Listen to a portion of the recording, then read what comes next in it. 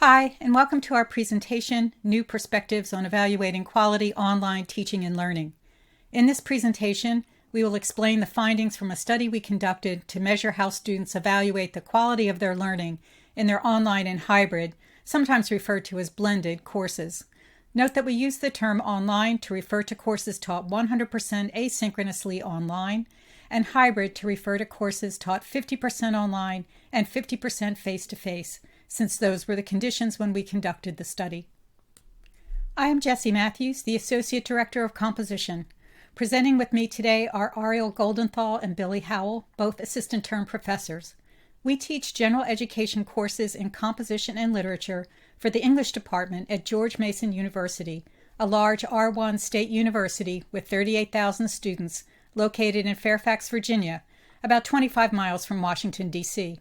We have taught these required undergraduate courses in a variety of instructional modalities, face-to-face, online, and hybrid. We would like to begin our discussion about quality in online and hybrid courses by asking you a question. Pause this presentation for a minute and consider what, if any, criteria are used to evaluate the quality of online and hybrid courses at your institution. You can also list any you may be aware of, even if you have not seen them in use. You may have listed one or more of the nationally recognized rubrics for evaluating the quality of online and hybrid courses listed on this slide.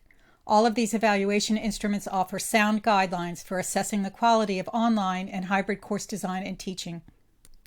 We also acknowledge that there are several stakeholders involved in the evaluation of online and hybrid course design and teaching.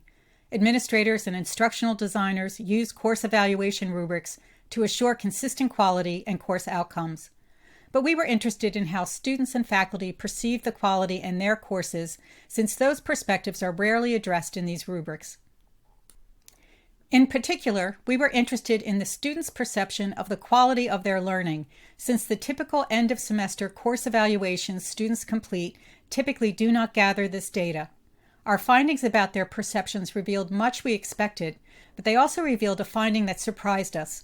We consider the causes of that finding at the end of the presentation. Here is an overview of our study. We posed the following questions to focus our research. How can the quality of the course be inferred from students' self-evaluation of their learning? How does the instructor's perspective about course quality relate to that student perception? Dr. Yingying Guo, an instructional designer at George Mason, guided the design of our IRB study and the survey instruments. These instruments included Likert scale and brief written response surveys collected from students and instructors over the course of 2 academic years. This kept the data collection separate from our work with our students. Dr. Guo also collected student final grades for the same period. In order to answer our research questions, we surveyed students and faculty about how they perceive the quality of the course. 100% of instructors responded each semester. Our response rate from the students we surveyed was relatively high because we incentivized them with extra credit.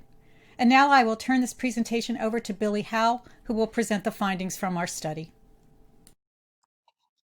Hi, I'm Billy Howell, and I will be presenting our findings from student survey responses. An analysis comparing course outcomes, course design, student achievement as measured by grades, and student responses to our survey allowed us to cluster student respondents into 4 categories of learner. Most students were either positive or mixed experience learners, who engaged fully in course content and were largely satisfied with the learning experience. Some very few students reported low engagement but high satisfaction with the course. These low attainment learners failed the course but blamed their own performance, not the course itself. However, the students most dissatisfied with their learning experience were those who fell in the middle of the scale of both engagement and achievement. In fact, students in the negative experience learner group rated their overall satisfaction, on average, significantly lower than any other group. Over 4 semesters, the proportion of each learner type remained largely consistent, despite instructors' revisions to course design or changes in pedagogical approach. That is, the percentage of students reporting satisfaction with their learning experience fluctuated only a little, and independently of instructors' reported changes to their lessons or the labor hours devoted to their courses. So what factors did contribute to student satisfaction? Across multiple semesters, two elements of course design regularly correlated with student satisfaction: flexibility and instructor feedback. More detailed questions about the course elements that supported learning confirmed that instructor responsiveness was the primary factor in predicting student satisfaction with the learning experience. These questions also revealed the importance of visual aids and appropriate use of Blackboard tools in supporting student learning. Like students, the instructors surveyed also acknowledged the effectiveness of communication, particularly through class-wide announcements and group or individual emails. Communicating with students was the area of course design that instructors rated most highly. Although a majority of students consistently expressed a high degree of satisfaction with the course design and outcomes every semester, instructors consistently reported a lower level of satisfaction with their teaching. I will now hand the presentation over to Ariel Goldenthal, who will share the findings from our instructor surveys. Hi, I'm Ariel Goldenthal, and I will be presenting findings from our instructor survey. In addition to questions on instructor satisfaction that Billy mentioned, faculty were also surveyed on their workload expectations and their perception of student engagement. One of the main findings from the data was that faculty did not feel prepared for the workload and time requirements of an online or hybrid course. Many faculty were new to teaching online or hybrid courses at George Mason University in fall 2017. 85% of responding faculty noted that building an online course and developing online lessons or learning modules both required much more time than expected. By the following semester, spring 2018, faculty better understood the time required to develop a quality online or hybrid course. One of the major time requirements in developing an online or hybrid course is creating and collecting instructional material to increase student engagement. The questions on the left, evaluating faculty perception of student engagement with instructional material, were part of the survey that faculty teaching online and hybrid courses completed. Between the two semesters shown, faculty noted a range of student engagement with instructional material. The questions on the student survey, on the other hand, did not ask how much they engaged with the course material, but rather how that material supported their learning. The instructor's ability to encourage engagement in the course plays a role in the students' responses, but overall, students are subjectively evaluating the course based on their own level of engagement. Given the student survey results, the better quality course will be designed to increase and encourage student engagement, rather than instructor investment in upscale course design. Based on key takeaways from survey results, we each made changes to our courses. Teaching a hybrid general education writing course, the key takeaways that I found from our study show that a course with a reliable and consistent schedule and online course page, as well as varied activities, allows for more student engagement. The first semester of data revealed that students found the Blackboard course page difficult to navigate, and some of the due dates difficult to keep track of. In a hybrid course, equally split between synchronous and asynchronous portions, this confusion was even more problematic. To address this issue, one of the first changes that I made to the course page was the addition of a weekly to-do list at the top of each week's lesson folder. I also repeated the types of activities. For example, each Monday, students submitted an assignment that relied on their engagement with the readings and course material for that week. Each Wednesday, students submitted the next stage of their writing process work. Students unanimously agreed that visual aids were helpful to their learning, so I created more prezzies and infographics for future semesters. Creating these visual aids in an accessible manner requires a large time commitment, which is something that faculty teaching hybrid courses are already concerned with. Students reported that they found lesson activities and group discussions more helpful than course materials. So in between my first and second semesters of teaching hybrid general education writing courses, I redesigned my courses so that the synchronous course time, which at the time was face-to-face, was entirely devoted to active learning and collaborative activities. This change allowed students to engage with their classmates in a variety of ways during the synchronous class time, while still allowing them the flexibility of completing half of the work asynchronously. Now I will turn it over to Jessie Matthews, who will share takeaways from her online general education literature course.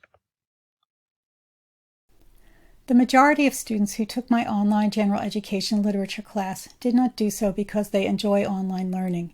They did so to gain more flexibility in their busy schedules by time shifting some of their coursework. Their responses indicate their learning was thwarted when it took too much time to find materials and assignments.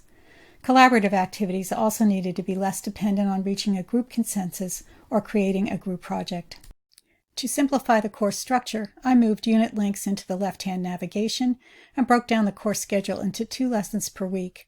The course structure became more straightforward and the tempo of assignments more consistent. I created an orientation video for students to show them where to find key elements of the course in Blackboard.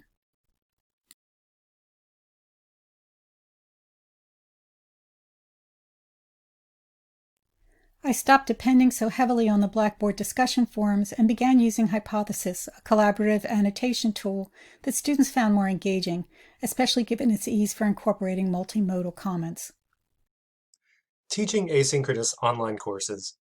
The major practical takeaways I had from our study suggest that student learning relies on a responsive, communicative instructor, and that courses should be designed for flexibility and ease of use. These takeaways are reflected in the changes I made to my courses after seeing our study's results. First, I adapted my course schedule to give students more flexibility by presenting assignments in advance with a weekly due date. Many of my students live in different time zones or work full-time, so having weekends to work and being able to plan ahead allows them to incorporate coursework more easily into their schedules. In addition to commenting on student homework and staying in touch via email, I post a weekly announcement that reflects on the previous week's work and prepares students for the work of the upcoming week. I also simultaneously email this announcement to the whole class at the beginning of each week. And to encourage my students to feel comfortable with the online course interface, where I had once used a variety of different Blackboard tools, I began using a single tool, a WordPress blog, for almost all homework and small stakes activities. Because my students come to each week's lessons knowing how to use this single tool, they can complete their work without being distracted by the technology itself. Our finding that some students with good grades did not feel they had a quality learning experience surprised us. We can only speculate as to why some students expressed this dissatisfaction. Perhaps students were unprepared for writing-intensive courses, which all of these classes are, or with the extra work required in an online writing course. As instructors, all of us observed students who had different expectations about college writing and considered whether this was the main cause of the dissatisfaction. Additionally, the online or hybrid courses require more self-directed learning and can feel isolating. These students may have preferred more face-to-face interaction with peers and instructors to maximize the social nature of learning. These dissatisfied students still mastered the course learning outcomes, but doing so was not a positive learning experience for them. Discovering why those students had that response is the next step in identifying other criteria for determining the quality of an online or hybrid course. Thank you for watching our presentation. We encourage you to contact us with any questions you might have about the design of our study and our findings.